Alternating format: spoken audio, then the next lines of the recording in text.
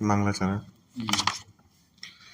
नमो अरहंताड़म, नमो सिद्धाड़म, नमो आयरियाड़म, नमो वंशायाड़म, नमो लोए सब साहुड़म। मंगलम भगवान वीरो, मंगलम गौतमो गणी, मंगलम कुंद कुंदाद्यो, जैन धर्मोस्तु मंगलम। सर्वमंगल मांगल्यम, सर्वकल्याणकारकम, प्रधानम सर्वधर्माणां, जैनम जयतु शासनम, जैनम जयतु शासनम। वंदितु सब सिद्धे, ध्रुवमचल मणोवम गदिम पत्ते, वोच्छामि समय पाहुड़, मेड़मो सुध केवली भड़िदम। चलिए,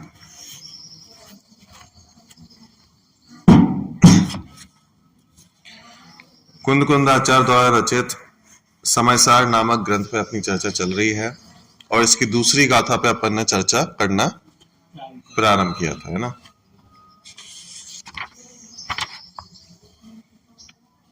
एक बार गाथा पाठ करते हैं। जीवो चरित दंसण, राण ठेड़ो तम ही समयम जाड़, पोगल कम पदे साठ, ठेड़म चतम जाड़ पर समयम।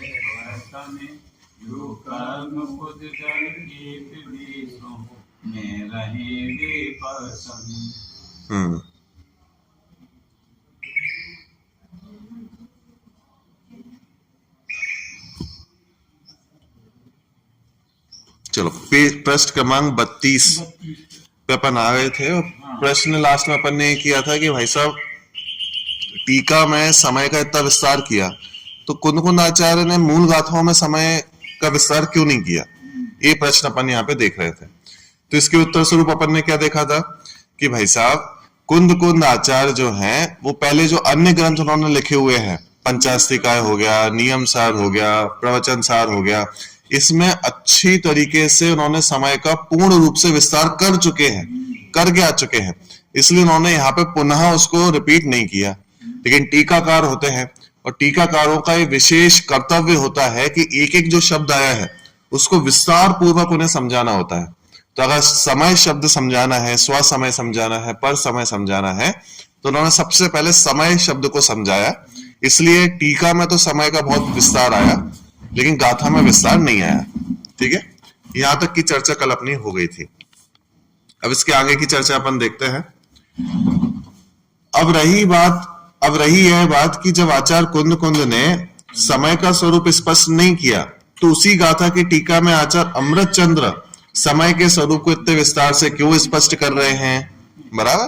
तो ये जो अपन ने अभी प्रश्न उठाया तो भाई उत्तर वही है कि अरे भाई विस्तार से कहा, संक्षेप में ही तो समझाया है, बहुत विस्तार में नहीं समझाया। कितने विशेषण दिए थे एक समय के कितने विशेषण अपन ने कल देखे थे? 7 विशेषण देखे थे, बराबर। तो बहुत संक्षेप में समझाया है, सिर्फ 7 विशेषणों से ही समझाया है। पंचास्तिकाय एवं प्रवचन सार के विस्तृत विवेचन को मात्र 6-7 पंक्तियों में समेट कर ही तो बात की है। प्रवचन सार इतना मोटा ग्रंथ है, नियम सार इतना मोटा ग्रंथ है, पंचास्तिका इतना मोटा ग्रंथ है, उन सभी में समय की ही तो बात की गई है।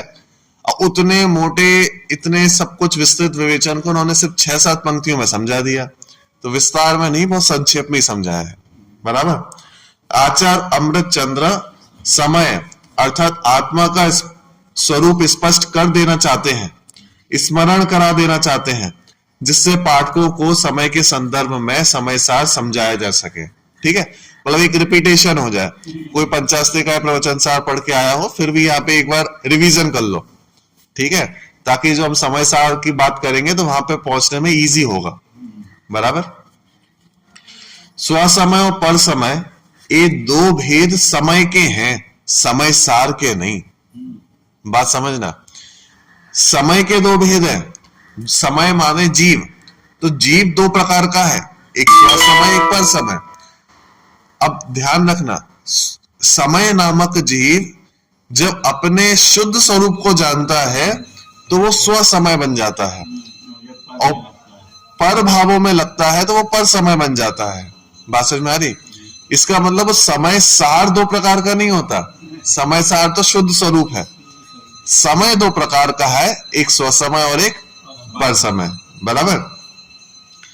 तात्पर्य यह है कि गुण पर्यायवान जीव द्रव्य ही वास्तव में स्वसमय है और पर समय से विभक्त होता है, विभाजित होता है, बराबर। समय सार रूप शुद्धात्मा तो अभिव्यक्त है, उसके तो कोई भेद होते ही नहीं है। स्वसमय और पर समय के भेद पर्याय की ओर से किए गए भेद ही हैं, अतः ये भेद पर्याय सहित आत्मा के ही हो सकते हैं, पर्याय से भिन्न आत्मा के नहीं हो सकते। जबकि समय सार में तो हम पर्याय का भी नाश कर देते हैं। हाँ, पर्याय एक समय की है। तो जब समय सार की बात चल रही होगी, दृष्टि के विषयभूत द्रव्य की चर्चा चल रही होगी, तो दृष्टि के विषयभूत द्रव्य में तो अपन पर्याय को भी शामिल नहीं करते, मात्र द्रव्य को ही लेते हैं। बात समझ में आई? और स्वसमय और पर समय तो पर्याय की चर्चा है, पर्याय की अपेक्षा भेद है। जिसने अपने को जाना वो स्वसमय, तो एक समय की पर्याय हुई कि नहीं हुई? पर में लीन हुआ पर समय, एक समय की पर्याय हुई कि नहीं हुई? तो स्वसमय और पर समय तो पर्याय की अपेक्षा किए गए भेद है, जबकि समय सार द्रव्य स्वभाव की अपेक्षा है, दृष्टि का विषय है, उसमें पर्याय नहीं आती। बात समझ में आएगी नहीं? हाँ, पर्याय गौण हो जाती है। इसलिए समय स्वसमय और पर समय के भेद पर्याय की ओर से किए गए भेद ही हैं, अतः ये भेद पर्याय सहित आत्मा के ही हो सकते हैं। उनकी परिभाषाओं से ही यह बात स्पष्ट होती है कि जब यह समय नामक जीव पदार्थ दर्शन ज्ञान चारित्र में स्थित होता है तब स्वसमय कहलाता है, और जब पुद्गल कर्म के प्रदेशों में स्थित होता है तब पर समय कहलाता है। ठीक है। तात्पर्य यह है कि जब यह गुण पर्यायवान जीव द्रव्य अपने त्रिकाली ध्रुव निज भगवान आत्मा में अपनापन स्थापित करता है, उसे ही अपना जानता मानता है, उसमें ही जमता रमता है, तब स्वसमय कहलाता है। और जब पुद्गल कर्म के उदय के निमित्त से प्राप्त संयोगों में, संयोगी भावों में अपनापन स्थापित करता है, उन्हें ही अपना जानता मानता है, उनमें ही जमता रमता है, तब पर समय कहलाता है। अब पुद्गल के लिए उन्होंने दो चीजें बोली। देखो, पुद्गल कर्म के उदय के निमित्त से प्राप्त संयोगों में और दूसरा संयोगी भावों में, जब इनमें रमता जमता है तो उसे अपन कहते हैं पुद्गल कर्म के प्रदेशों में जम रम रहा है। क्या दो चीजें क्या बोली? संयोगों में और संयोगी भावों में।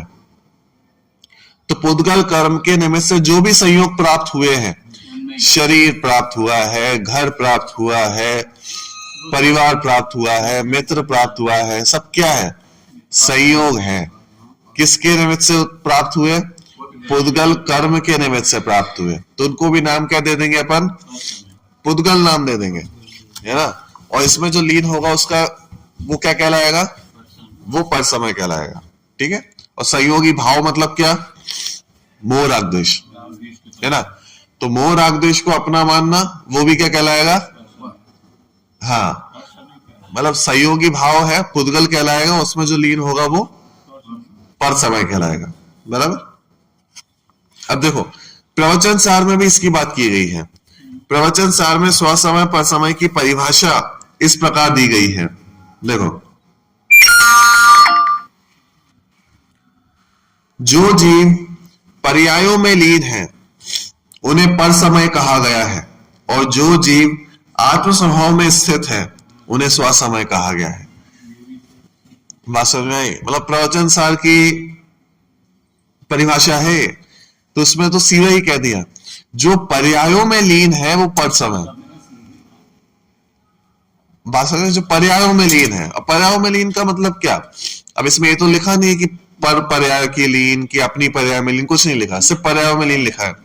इसका सिंपल सा मतलब ये है, पर्यायों में लीन जो है ना वो पर समय ही हो सकता है, स्वसमय वाला पर्यायों में लीन नहीं होगा। पर्यायों में लीनता का मतलब क्या है कि वर्तमान में जो भी पर्याय चल रही है उसमें एकत्व ममत करना। जो शरीर मिला उसी को हाँ, कि जो भी पर्याय मात्र चल रही है उसको ही अपना मानना। तो पर्याय मात्र को अपना कौन मानता है? सिर्फ पर समय वाला मानेगा, स्वसमय वाला नहीं मानेगा। बात समझ में आएगी नहीं? अगर जिसने अपने जीव स्वभाव जो अपन ने देखा, समय देखा, उसको ही अपना माना, द्रव्य स्वभाव को अपना माना, तो वो पर्यायों को अपना नहीं मानेगा, उसमें जमेगा रमेगा नहीं। बात समझ में आएगी नहीं? तो इसलिए प्रवचन सार में तो सीधे उन्होंने कह दिया, पर्यायों में जो लीन है उसे पर समय कहा, और जो जीव आत्म स्वभाव में स्थित है उसे स्वसमय कहा गया। तो सिंपल सी परिभाषा उन्होंने बना दी वहां पर। अब देखो प्रश्न क्रमांक 34, समय सार की दूसरी गाथा में दर्शन ज्ञान चारित्र में स्थित जीव को स्वसमय कहा गया है, और प्रवचन सार में आत्म स्वभाव में स्थित जीव को स्वसमय कहा गया है। इसी प्रकार समय सार में पुद्गल कर्म के प्रदेशों में स्थित जीव को पर समय कहा गया है, और प्रवचन सार में पर्यायों में निरत आत्मा को पर समय कहा गया है। ये कंपैरिजन कर दिया दोनों में कि समय सार और प्रवचन सार में अंतर क्या है, कि समय सार में पर समय किसको कहा था? नहीं, पर समय, समय सार में पर समय किसको कहा? कि जो पुद्गल कर्म के प्रदेशों में स्थित है। और प्रवचन सार में किसको कहा? जो पर्यायों में स्थित है ना। ऐसी समय सार में स्वसमय किसको कहा?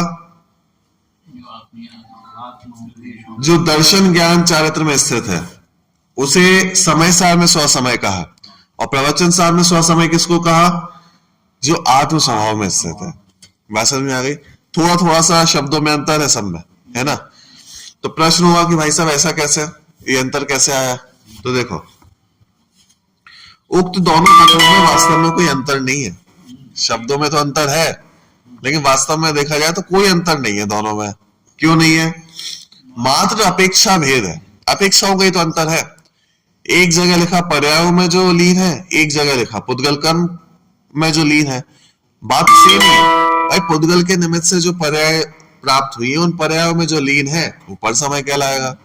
तो बात तो वही हो गई, जो दर्शन ज्ञान चारित्र में लीन है वो वास्तव में अपने आत्म स्वभाव में तो लीन है, वो स्वसमय हो गया। ठीक है, शब्दों का ही खेल है, मात्र अपेक्षा भेद है। आत्म स्वभाव में स्थित होने का नाम ही दर्शन ज्ञान चारित्र में स्थित होना है। बात समझ में आई? तो जो आत्म स्वभाव में स्थित होगा वही वास्तव में दर्शन ज्ञान चारित्र में स्थित होगा। श्रद्धा ज्ञान चारित्र गुण की पर्याय जब आत्म स्वभाव के सन्मुख होकर परिणमित होती हैं, तब सम्यक दर्शन, सम्यक ज्ञान, सम्यक चारित्र प्रकट होता है। मतलब वही सिंपल सी बात है, दर्शन गुण जो है वो अपने को जानेगा तो सम्यक दर्शन नाम पाएगा, ज्ञान अपने को जानेगा सम्यक ज्ञान नाम पाएगा, चारित्र अपने में लीन होगा सम्यक चारित्र नाम पाएगा।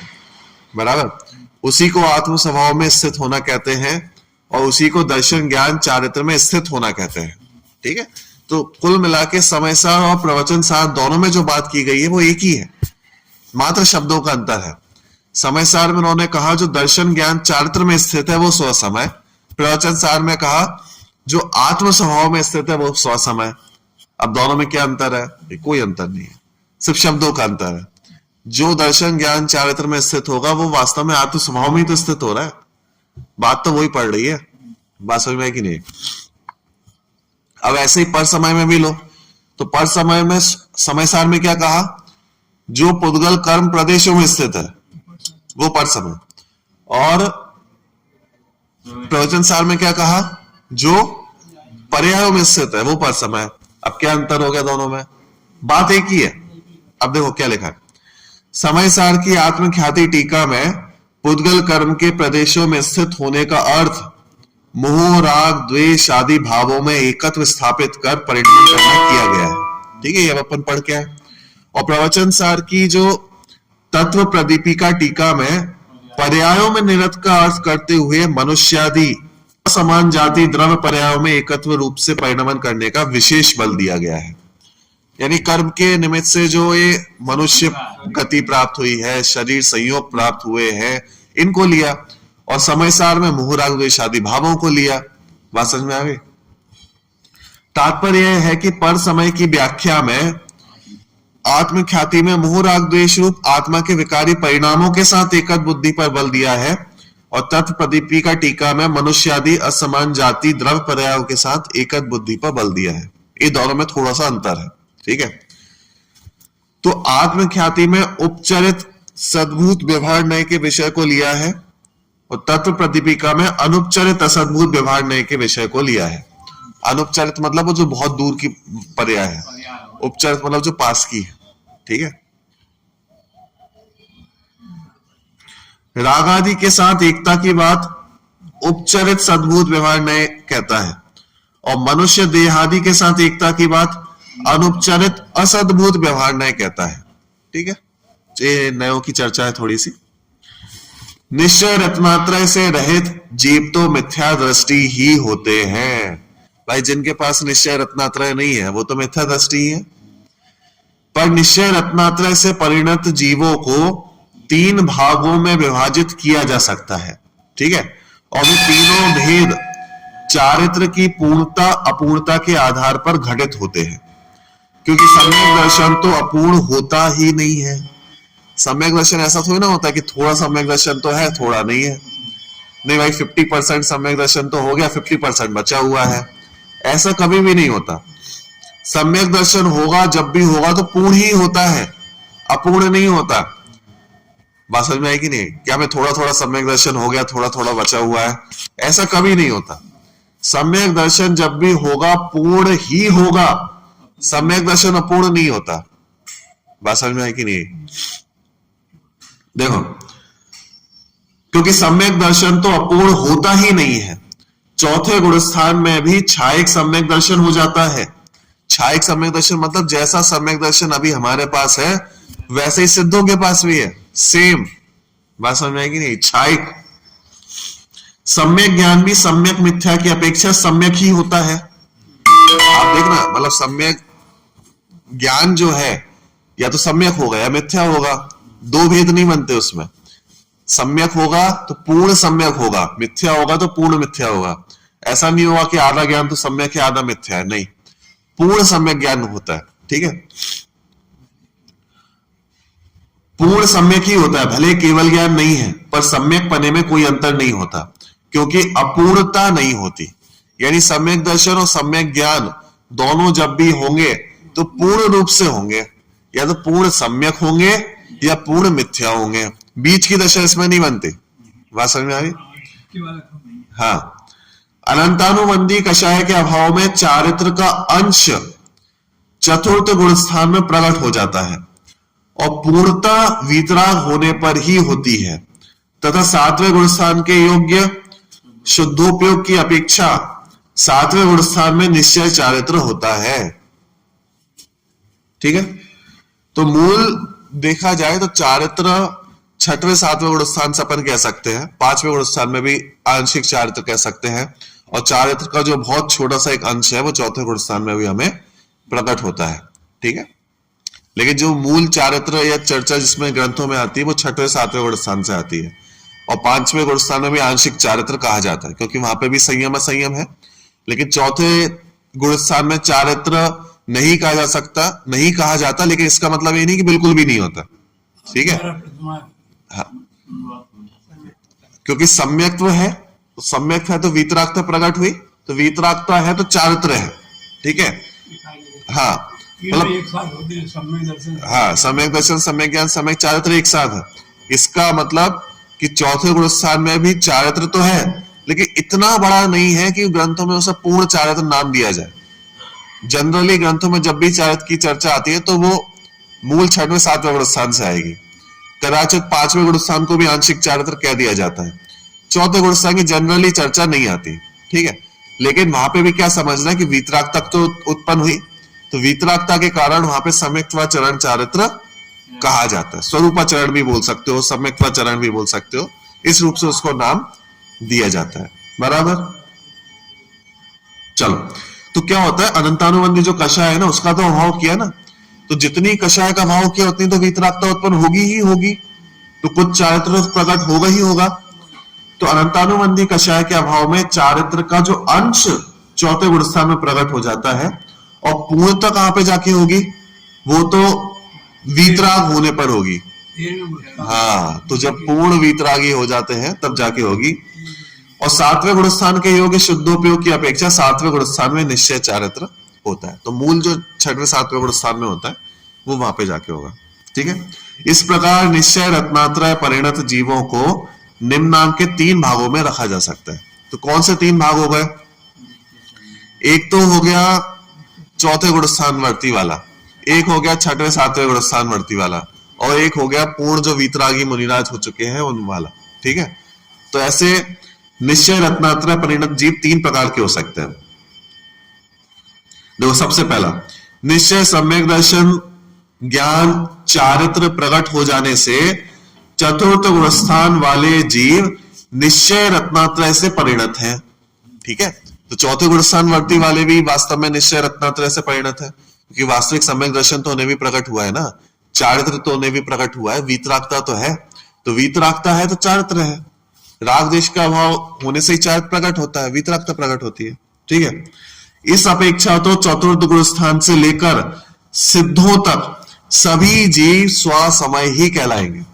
तो अगर इस अपेक्षा से देखा जाएगा तो स्वसमय कहां से प्रकट हो गया, चौथे गुणस्थान से, तो चौथे गुणस्थान से लेके सारे जीव आगे के स्वसमय कहलाएंगे। बराबर।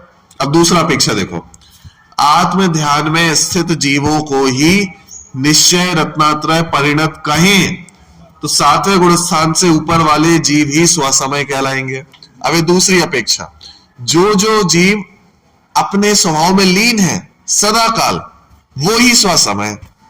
अब इस अपेक्षा से चौथे गुणस्थान वाला, पंचम गुणस्थान वाला और छठवें गुणस्थान वाला वो भी नहीं आएंगे। क्यों नहीं आएंगे, क्योंकि चौथे वाला भी सदा काल स्वरूप में लीन नहीं होता, पंचम गुणस्थान वाला भी सदा काल स्वरूप में लीन नहीं होता, और छठवा वाला भी लीन नहीं होता। सातवें से मूल शुद्धोपयोग स्टार्ट हुआ ना, तो यहां पे कहा स्वसमय किसका नाम, जो अपने स्वरूप में लीन है, तो जब जब लीन है तब तब स्वसमय, ये दूसरी अपेक्षा हो गई। इसका मतलब सातवें से लेके ऊपर के सारे गुणस्थान वाले स्वसमय कहलाएंगे। बात समझ में आ गई, क्लियर हो गया, ये दूसरी अपेक्षा है। ठीक है, यानी सातवें गुणस्थान से लेके आगे के सारे गुणस्थानवर्ती कैसे हैं, सिद्धों तक स्वसमय। ठीक है, दो क्लियर हो गए। तीसरा देखो, यदि पूर्ण वीतरागियों को ही निश्चय रत्नात्रय परिणत कहें तो 12वें गुणस्थान से आगे वाले ही स्वसमय कहलाएंगे। तो 12वें गुणस्थान वाले कौन से होते हैं, 12वें गुण नहीं, अनंत तो 13वें गुणस्थानवर्ती होते हैं।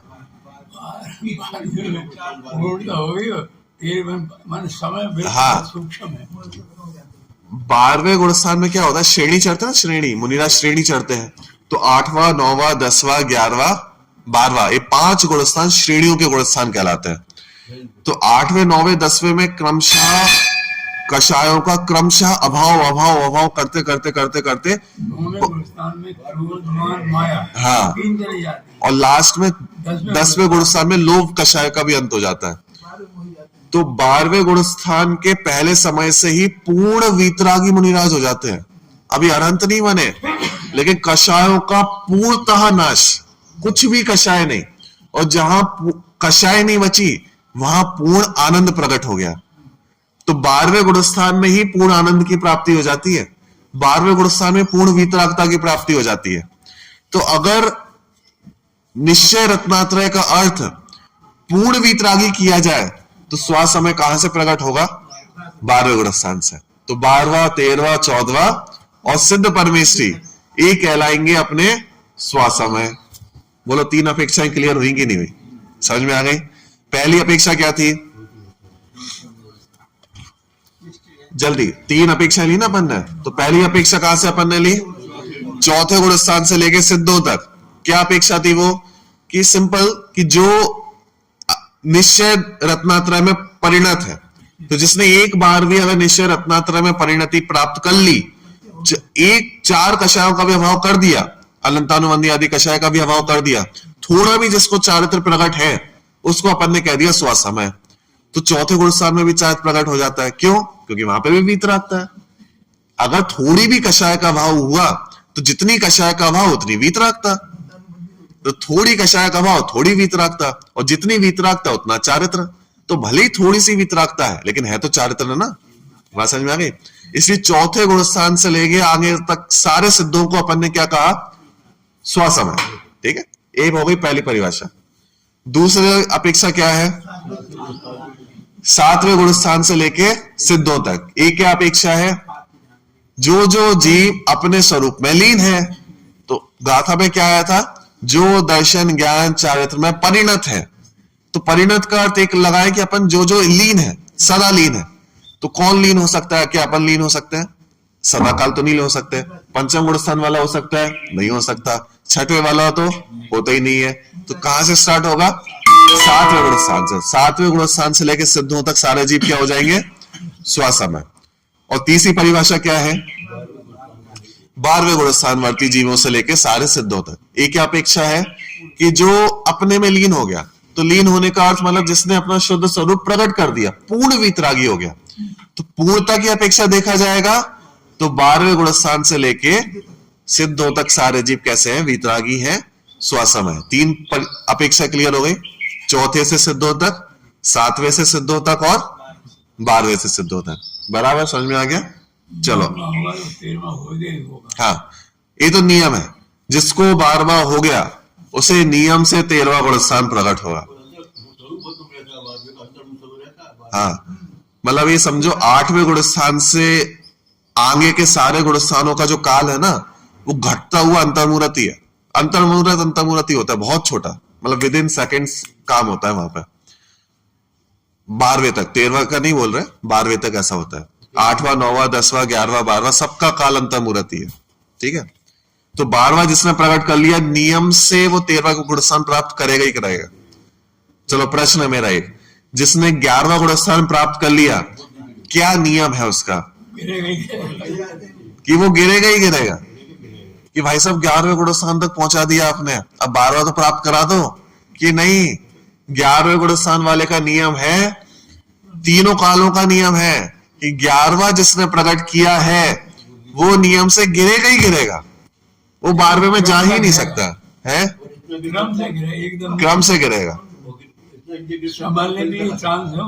मतलब वो 11वां वाला 10वें में आएगा, 9वें में आएगा, 8वें में आएगा और फिर गिर के 6वें 7वें में आएगा। यहां तक तो नियम है, 7वें तक आने का तो नियम है, 6वें 7वें में आने का। और चाहे अब कल्पना करना 11वां गुण स्थान पता है कैसा है? 11वां गुण स्थान भी पूर्ण वीतरागियों का गुण स्थान है। पूर्ण वीतरागियों का मतलब वहां पे भी एक भी कषाय नहीं होती। जैसा आनंद सिद्धों को आ रहा है, जैसा आनंद अरहंतों को आ रहा है, वैसे ही आनंद 11वें गुण स्थान वर्ती को आता है। 11वें गुण स्थान वर्ती कुछ समय के लिए पूर्ण आनंद को भोगते हैं। जैसा आनंद सिद्ध भोग रहा है वैसे ही आनंद कौन भोग रहा है? 11वें गुण स्थान वर्ती। और वहां से नियम से च्युत होकर फिर वापस कषायों में 10वां 9वां 8वां 7वां 6वां और गिरे तो 5वां भी प्राप्त हो सकता है, और गिरे 4था भी प्राप्त हो सकता है, और ज्यादा गिर जाए पहला भी प्राप्त हो सकता है। तो जैसे अभी हमारे पास मिथ्या दृष्टि है, सारी कषाय है, वैसी एक तरफ तो पूर्ण आनंद सिद्धों के समान, और वहां से गिर के कहां पे आ गए? पहले गुण स्थान में, जहां पे पूर्ण दुख ही दुख है। और अगर परंपरा से गिरे तो भाई साहब नरक निगोदों में भी जा सकते हैं और वापस आके फिर सिद्धों में चले जाए, ऐसा भी हो सकता है। बात समझ में आई? तो इतना भी भेद बन सकता है, परिणामों की विचित्रता है। बात समझ में आई कि नहीं? ऐसा है। चलो, मतलब पहले गुण स्थान तक भी आ सकते हैं वो। निगोद का एक बार देखना है, कंफर्म कर लेना, लेकिन आते हैं शायद निगोदों में भी जा सकते हैं वो। मिथ्यात्व तक तो आ जाता है। चलो, यहां एक प्रश्न उपस्थित होता है कि मिथ्या दृष्टि पर समय और सम्यक दृष्टि से सिद्ध तक स्वसमय, यह अपेक्षा तो ठीक, पर जब मिथ्या दृष्टि को पर समय और वीतरागियों को स्व समय कहेंगे तो फिर छदमस्त सम्यक दृष्टियों को जो चौथे गुणस्थान से लेकर 12वें गुणस्थान तक है उनको क्या कहोगे? स्व समय या पर समय? प्रश्न समझ में आया कि नहीं आया? फिर भी डॉक्टर साहब ने उठाया। हाँ, टीका में नहीं है शायद ये प्रश्न, ये डॉक्टर साहब ने उठाया और बहुत सुंदर प्रश्न है कि अब सोचना समझना कि जब आपने चौथे गुणस्थान से स्व समय कहना स्टार्ट किया वो वाली बात तो समझ में आ गई। तो मिथ्या दृष्टि तो मिथ्या दृष्टि पर समय, और जो चौथे गुणस्थान से आगे के सम्यक दृष्टि है वो स्व समय। तो सिंपल सी बात है, मिथ्या दृष्टि पर समय हो गया, सम्यक दृष्टि स्व समय हो गया। ये अपेक्षा तो क्लियर है। अब जो दूसरी अपेक्षा है, क्या है अपेक्षा? कि भाई 7वें गुणस्थान से या फिर 12वें गुणस्थान से आप स्व समय कह रहे हो और मिथ्या दृष्टि पर समय है, तो जो बीच के बच गए उनको क्या कहोगे? सम्यक दृष्टि तो वो भी है, तो उनको आप पर समय कहोगे क्या? पर समय तो नहीं है वो, तो आप उनको क्या कहोगे? प्रश्न समझ में आया कि नहीं आया? तो बहुत सुंदर प्रश्न है। देखो, स्व समय कहोगे कि पर समय कहोगे? इस प्रश्न के उत्तर के लिए पंचास्ती काय की 165वीं गाथा द्रष्टव्य है, जो क्या कहती है? देखो, शुद्ध संप्रयोग से दुखों से मोक्ष होता है, ठीक है? अज्ञान के कारण यदि ज्ञानी भी ऐसा माने तो वह पर समयरत जीव है। मतलब गाथा भी कैसी बनाई, देखो दूसरी जो पंक्ति है ना, अज्ञान के कारण यदि ज्ञानी, अब कैसी बात कर रहे हो भाई साहब? पहले तो ज्ञानी भी कह रहे हो कि ज्ञानी है, और फिर क्या कह रहे हो? अज्ञान के कारण यदि ज्ञानी ऐसा माने। ये तो भाई साहब बहुत ही विरोधाभास वाली बात है। अगर ज्ञानी है तो अज्ञान क्यों मानेगा? वो ज्ञानी है तो ज्ञान होना चाहिए ना उसके पास। एक कैसी सुंदर बात लिखी है, अज्ञान के कारण यदि ज्ञानी भी ऐसा माने तो उसे पर समय ही कहना, स्व समय मत कहना। और पहली लाइन में क्या बोला?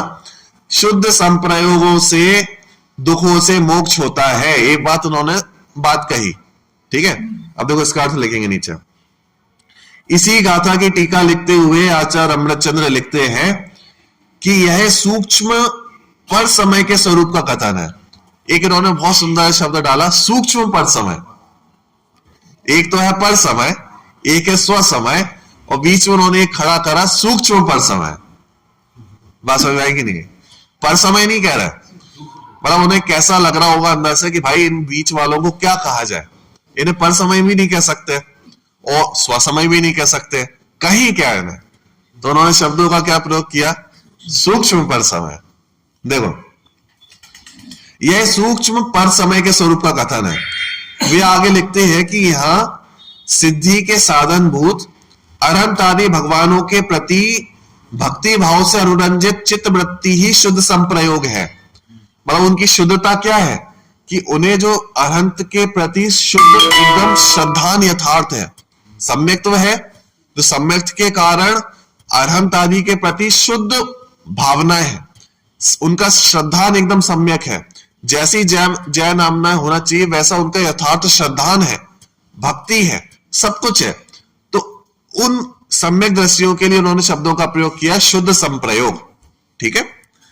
जब अज्ञान लव के आवेश से यदि ज्ञानवान भी उस शुद्ध संप्रयोग से मोक्ष होता है, ऐसे अभिप्राय द्वारा खेद प्राप्त करता हुआ उसमें प्रवृत्ते, तो तब तक वह भी राग लव के सद्भाव के कारण पर समयरत कहलाता है।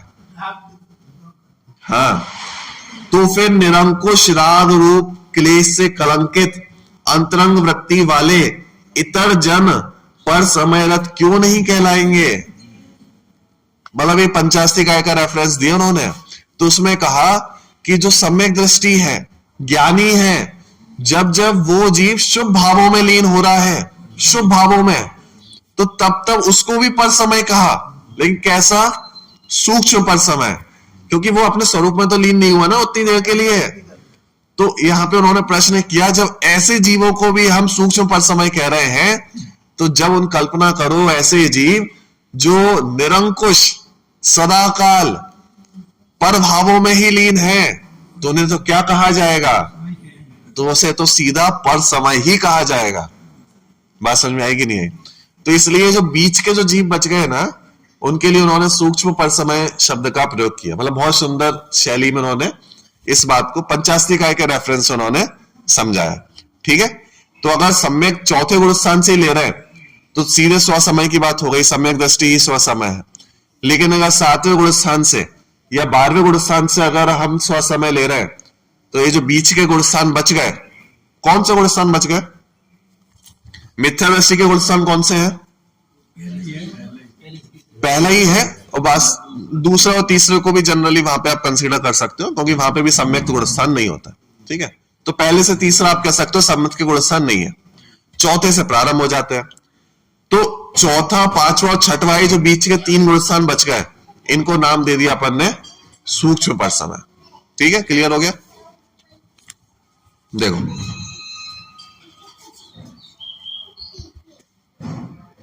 यद्यपि सम्यक ज्ञानी के भी औदैहिक अज्ञान होता है। समझना, 2 प्रकार के अज्ञान होते हैं, एक औदैहिक अज्ञान होता है, एक क्षारशम्यक अज्ञान होता है। ठीक है, दोनों का अंतर होता है।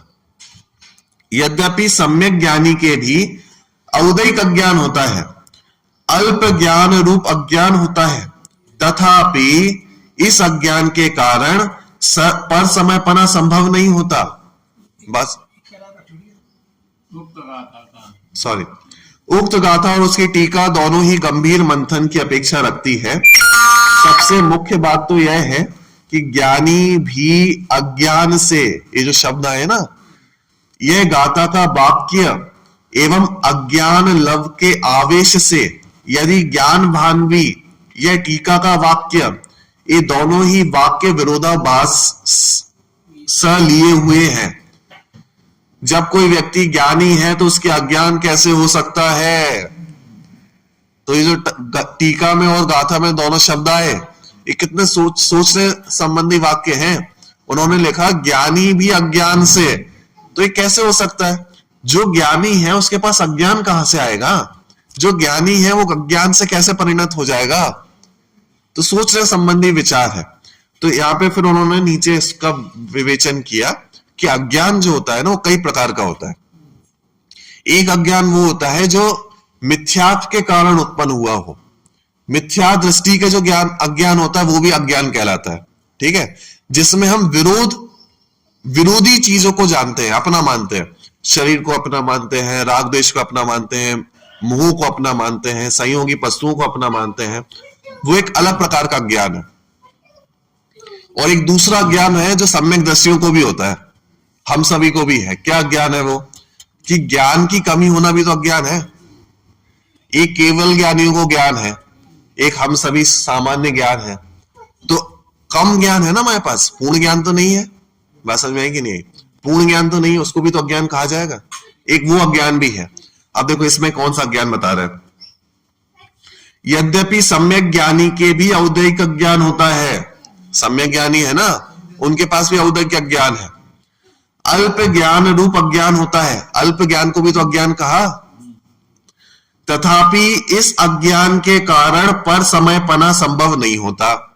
भाई किसी के पास ज्ञान कम है तो वो पर समय हो जाएगा कि नहीं, अल्प ज्ञान वाले को अज्ञान कहा, लेकिन उस अज्ञान से पर समय नहीं होता। वो कौन से मुनिराज थे कि जिन्हें मात्र णमोकार मंत्र भी याद नहीं होता था? शिवभूति मुनिराज। अब शिवभूति मुनिराज है, कितना कम ज्ञान है उनके पास, णमोकार मंत्र भी याद नहीं हो रहा, तो बहुत बड़ा अज्ञान है उनका। अज्ञान है कि नहीं है? इसको भी अज्ञान कहेंगे। समझना, 2 प्रकार के अज्ञान कहे ना, तो अल्प ज्ञान वाले को भी अज्ञान कहा, लेकिन इस अज्ञान से मिथ्या दृष्टि नहीं हो जाएंगे, इस अज्ञान से पर समय नहीं हो जाएंगे। उन्होंने तो उसी जन्म में केवल ज्ञान की प्राप्ति करी। बात समझ में आई कि नहीं आई? इसलिए अज्ञान 2 प्रकार के हैं। ठीक है, देखो, तथापि इस अज्ञान के कारण पर समय पना संभव नहीं होता। ठीक है, क्योंकि यहां शुद्ध संप्रयोग का अर्थ अनंत आदि की भक्ति से अनुरंजित चित्तवृत्ति किया गया है, और साथ ही यह भी लिखा है कि इससे मोक्ष होता है, ऐसे अभिप्राय के कारण पर समय होता है। कि जो ये माने कि ये जो शुद्ध संप्रयोग है, यानी भक्ति है मेरी, जो शुभ परिणाम हो रहा है हरंत आदि के प्रति, इससे मुझे मोक्ष की प्राप्ति होगी, जो व्यक्ति ऐसा मानता है वो अज्ञान है, वो कहलाएगा मिथ्यात्व से अनुरंजित परिणाम। बात समझ में आएगी कि नहीं? भक्ति मिथ्या तो नहीं है। हाँ, भक्ति मिथ्यात्व नहीं है, भक्ति तो करनी योग्य है, लेकिन भक्ति से मुक्ति मिल जाएगी, ये मिथ्यात्व है। बात समझ में आएगी नहीं? अतः यह सिद्ध ही है कि यहां औदैहिक अज्ञान की बात नहीं की गई है। ठीक है, क्लियर हो गया? तो यहाँ पे जो पर समय की बात की गई है वो औदैहिक अज्ञान की अपेक्षा नहीं की गई है, वो तो जो मिथ्यात्व से अनुरंजित परिणाम है, ज्ञान है, उसकी बात की गई है। तो जो मिथ्यात्व के कारण अज्ञान हो रहा है उससे पर समय है, जो अल्प ज्ञान के कारण अज्ञान हो रहा है उसको पर समय नहीं कहा गया है। क्लियर हो गई बात? बराबर। चलो, तो अभी तक का विषय अपन यहीं तक रखते हैं, इसके आगे का विषय फिर अपन कल लेंगे।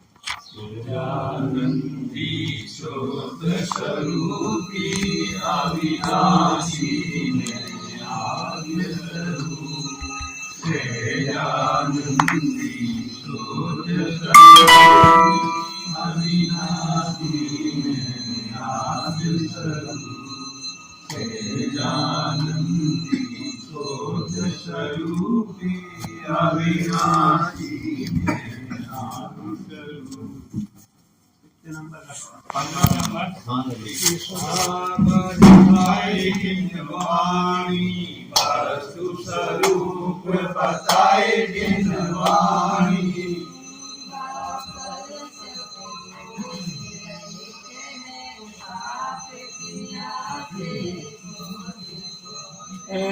परमागम कहलाए जिन वाणी, वस्तु स्वरूप बताए जिन वाणी।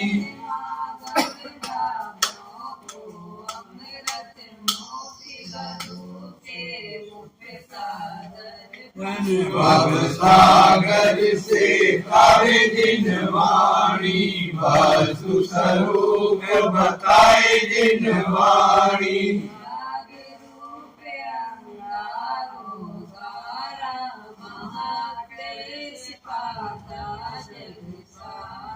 सजल मेघ बरसाए जिन वाणी, वस्तु स्वरूप बताए जिन वाणी।